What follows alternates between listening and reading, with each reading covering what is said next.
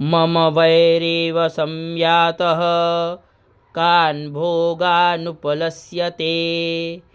ये ममानुगता नित्यं प्रसादधनभोजनैः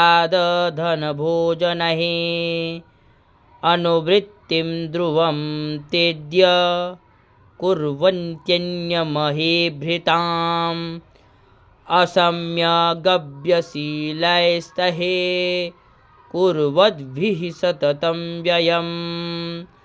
सञ्चितः सोऽति दुःखेन क्षयं कोशो गमिष्यति एतच्चान्यच्च सततं चिन्तयामास पार्थिवः तत्र विप्राश्रमाभ्यासे वैश्वमेकं ददर्श सः सपृष्टस्तेन कस्त्वं भो हेतुश्चागमनेऽत्र कः सशोक एव कस्मात् त्वं दुर्मना इव लक्ष्यसे इत्याकर्ण्यवचस्तस्य भूपतेः प्रलयोदितं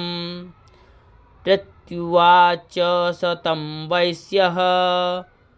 प्रशयावनतो नृपं वैश्योवाच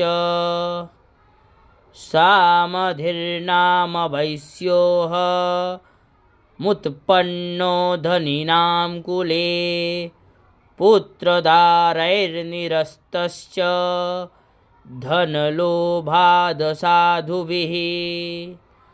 वनमभ्यागतो दुःखी निरस्तश्चाप्तबन्धुभिः सोऽहं न वेद्मि पुत्राणां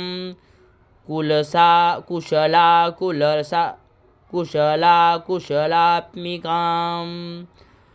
प्रवृत्तिं स्वजनानां च दाराणां चात्र संस्थितः किं नु तेषां गृहे क्षेममक्षेमं किं नु सात्प्रतं कथं ते किं नु सद्वृत्ता दुर्वृत्ताः किं नु मे सुताः राजोवाच यैर्निरस्तो भवान् लुब्धः पुत्रदारादिभिर्धनैः